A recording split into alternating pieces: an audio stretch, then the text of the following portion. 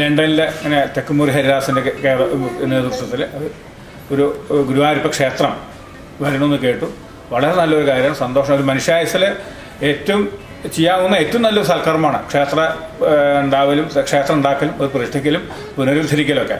ഇതിലും വലിയൊരു സൽക്കർമ്മം ഇല്ല എന്ന് തന്നെ പറയണം നമ്മുടെ ഈ കലിയുഗത്തിൽ. അത് എന്താ കാരണം?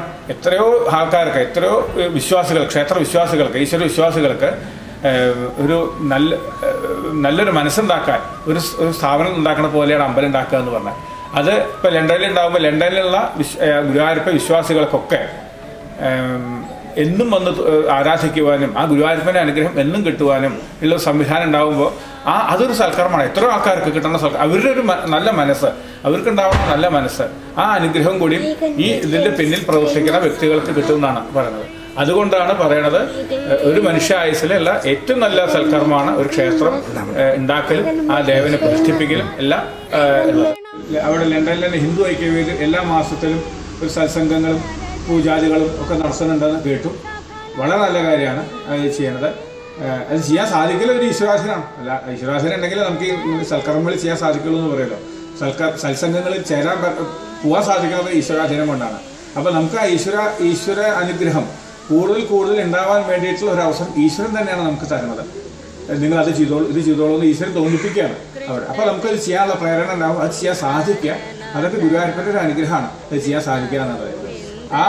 അതിനി പൂർണ്ണമാക്കുക എന്നുള്ളതാണ്. നിങ്ങൾ എല്ലാവരും കൂടി, ലണ്ടനിലെ എല്ലാ മലയാളികളും കൂടി ഒത്തൊരുമിച്ച് അത് പൂർണ്ണമാക്കുക. പൂർണ്ണമാക്കുക എന്താ? ഒരു അമ്പലം അവിടെ പണിയ ഗുരുവായൂരപ്പൻ്റെ അമ്പലം പണിയുക, അത് വേണ്ടതുപോലെ പ്രതിഷ്ഠകൾ നടത്തുക. അത് ആരാണോ ആചാര്യയുടെ വരുന്ന ആ ആചാര്യ നിർദ്ദേശപ്രകാരം എല്ലാ കർമ്മങ്ങളും അവിടെ അവിടുത്തെ അവസ്ഥ അനുസരിച്ച് സമ്പ്രദായം ലണ്ടനിലെ സമ്പ്രദായങ്ങളനുസരിച്ച് ഉള്ള പൂജാ സമ്പ്രദായങ്ങളും നിത്യനിദാനങ്ങളും ഒക്കെ ചെയ്യാൻ സാധിക്കുക.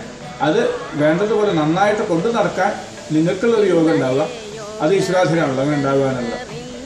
അതൊക്കെ ചെയ്തു കഴിഞ്ഞാൽ ഞാൻ പറയുകയാണെന്ന് വെച്ചാൽ ലണ്ടനിൽ തന്നെ ഒരു വ്യത്യാസം വരുന്നതാണ് എന്ന് പറയാം.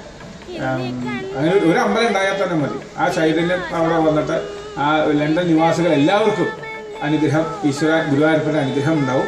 അത് യാതൊരു സംശയമില്ലാത്തൊരു കാര്യമാണ്. അതിനുവേണ്ടി നിങ്ങൾ ഓരോരുത്തരും അവനാന് പറ്റാവുന്ന വിധത്തിൽ മനസ്സാവാച കർമ്മണ അവനാന് പറ്റാവുന്ന എല്ലാ സഹായ സഹകരണങ്ങളും അതിൽ ഉണ്ടാവണം.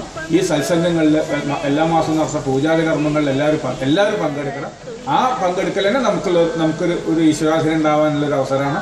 അങ്ങനെ പങ്കെടുക്കുമ്പോഴാണ് നമുക്കൊരു അമ്പലം പണിയാനുള്ള അവസരം ഭഗവാൻ തരുന്നത്. ആ ഭഗവാനെ നമ്മൾ പ്രതിഷ്ഠ നടത്തിക്കുക എന്ന് പറഞ്ഞാൽ അത് ഒരു നിസ്സാര കാര്യമല്ല. ഒരു ദേവനെ അവിടെ കൊണ്ട് പ്രതിഷ്ഠിപ്പിക്കുക എന്ന് പറഞ്ഞാൽ നിസ്സാര കാര്യമല്ല. നമ്മുടെ മനുഷ്യായുസ്സിൽ ചെയ്യാവുന്ന ഏറ്റവും നല്ലൊരു കാര്യമാണ്, ഏറ്റവും നല്ലൊരു സൽക്കർമ്മമാണ്. അത് നമ്മുടെ സന്തതി പരമ്പരയ്ക്ക് അടക്കം അതിന് നല്ലൊരു ഗുണം കിട്ടും, യാതൊരു സംശയമില്ലാത്ത കാര്യമാണ്.